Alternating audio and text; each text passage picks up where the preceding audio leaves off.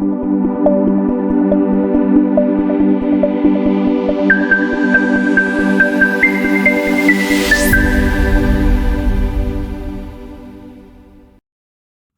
नमस्कार। नेत्रशाला की मोतियाबिंद सीरीज में आप सभी का स्वागत है। आशा करता हूँ कि आप सभी स्वस्थ होंगे। मित्रों, जैसा कि आप जानते हैं कि इसके पहले मोतियाबिंद सीरीज के इस पिछले एपिसोड में हम लोगों ने जाना कि मोतियाबिंद क्या होता है, मोतियाबिंद कैसे होता है, मोतियाबिंद कितने प्रकार का होता है, मोतियाबिंद की सर्जरी कब करनी चाहिए। आशा करता हूँ कि आपने ये पिछला एपिसोड देखा होगा। अगर आप लोगों ने ये एपिसोड नहीं देखा है तो इसका लिंक डिस्क्रिप्शन बॉक्स में दे दिया गया है। कृपया इस वीडियो देखने के पहले उस वीडियो को ज़रूर देख लें। तो मित्रों, आगे की अगर हम लोग बात करते हैं तो इस एपिसोड में हम लोग ये जानेंगे कि आगे की जानकारी और क्या क्या आप लोगों को होनी चाहिए कि मोतियाबिंद अगर आपके डॉक्टर ने आपको बता दिया है कि मोतियाबिंद आपको हो गया है और ये निर्धारण हो चुका है कि अब मोतियाबिंद आपको कराना पड़ेगा, तो इसके आगे की क्या जानकारियां आपके पास होनी चाहिए। तो मित्रों, एक बार निर्धारण होने के बाद जो सर्जन है आपका, जो नेत्र सर्जन है आपका, वो आपको कुछ जांचें इसके बारे में लिखेगा। कुछ मूल जांचें हैं, जैसे कुछ ब्लड की जांचें होती हैं, शुगर की जांच है, कुछ वायरल मार्कर्स की जांचें हैं, वो डॉक्टर आपको लिखता है। वो आपको ये रूटीन जांचें आपको मोतियाबिंद ऑपरेशन के पूर्व में आपको करानी पड़ती है।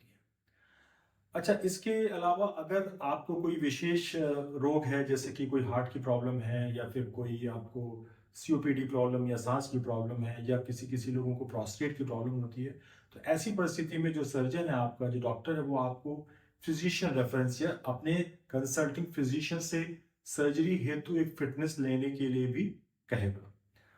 और प्रायः ये देखा गया है कई मरीज इस चीज़ से झिझकते हैं, बट मेरी आपसे ये विनती रहेगी कि कृपया ये फिटनेस जो है अपने कंसल्टिंग फिजिशियन से जरूर लें। ये आप ही के हित में है, क्योंकि कैटरेक्ट सर्जरी किसी और सर्जरी की तरह ही एक थोड़ी सी स्ट्रेसफुल कंडीशन होती है।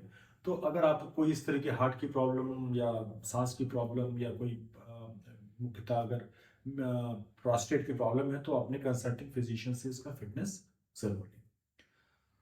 अब अगर आपने मुख्य जांचें आपने करा ली हैं और अगर आपको कोई ऐसी रोग है और आपने उसको फिटनेस भी ले लिया है, तो जो दूसरा सोपान है, जो मैं कहूँगा कि मोतियाबिंद सर्जरी में जो बड़ा वाटरशेड मूवमेंट है, मैं इसको इस तरह से कहना चाहता हूँ, वो यह जानना है कि आप कौन सा लेंस डलवाएं।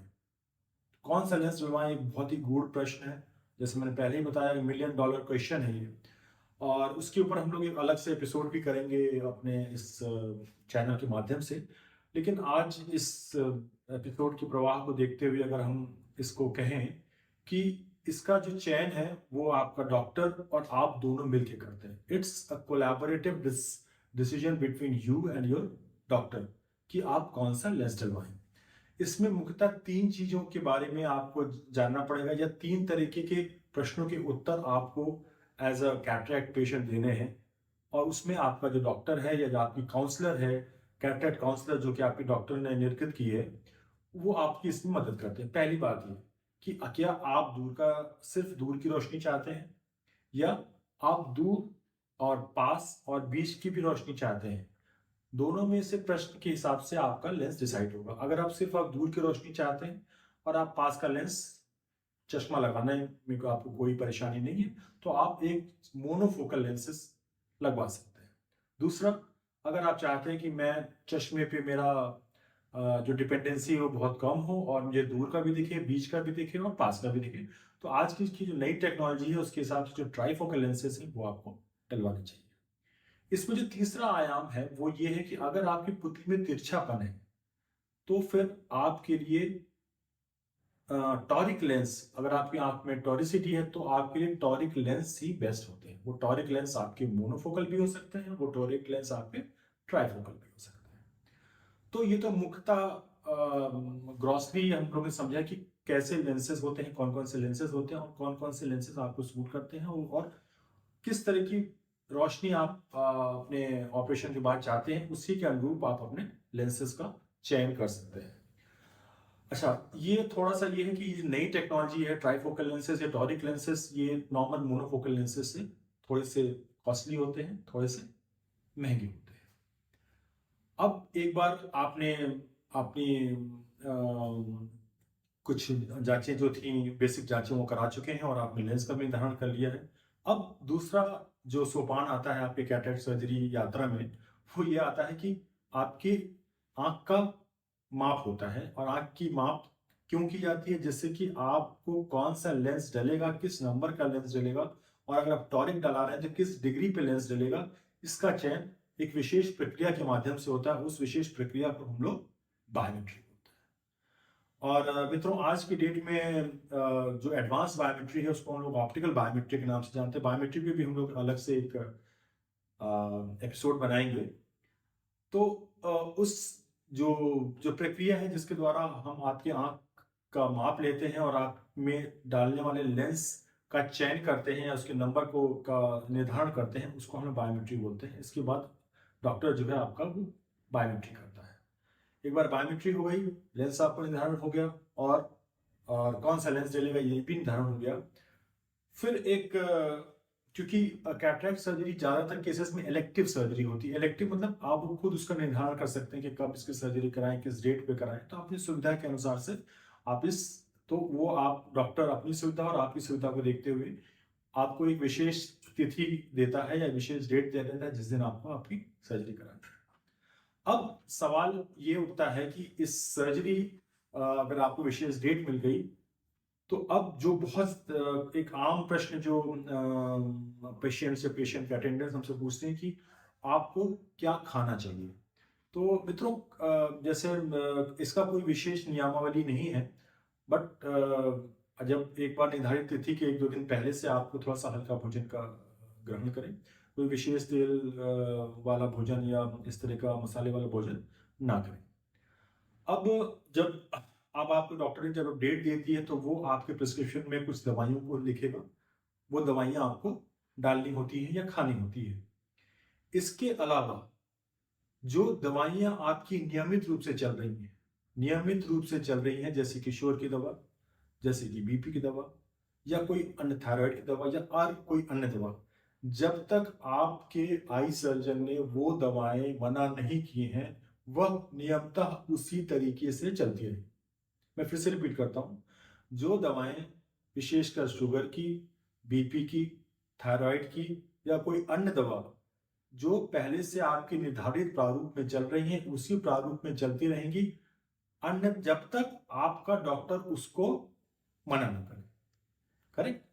तब तक वो दवाएं जो है वो नियमित रूप से आप लेते रहेंगे और लेकर के ही लेते हुए उस प्रक्रिया में ही आपको डॉक्टर के पास उस निर्धारित तिथि में जब आपका सर्जरी होना है उसमें आपको आना है।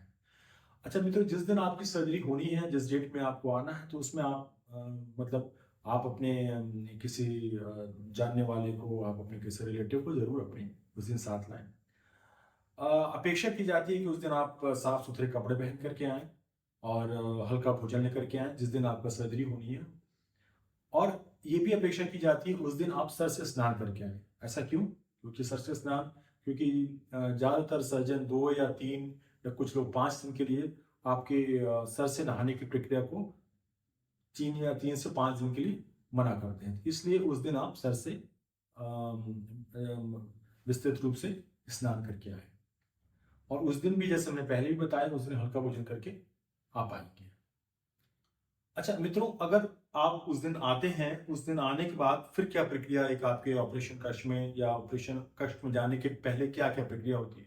तो उस दिन अमूमन जब आप अपने जाते हैं तो डॉक्टर आपकी बेसिक जांचें जैसे आपकी ब्लड प्रेशर हो गई, कई सारी विशेष परिस्थिति में हो सकता है ब्लड शुगर फिर से आपका डॉक्टर चेक करे और उसको चेक करने के बाद फिर आपकी जो ड्रेस है ओटी ड्रेस आपको पहनाई जाती है। फिर आपको निर्धारित ओटी के प्री ऑप रूम में आपको बुलाया जाता है और उसके बाद फिर आपकी सर्जरी की जो प्रक्रिया है फिर वहां से उसका आरंभ होता है।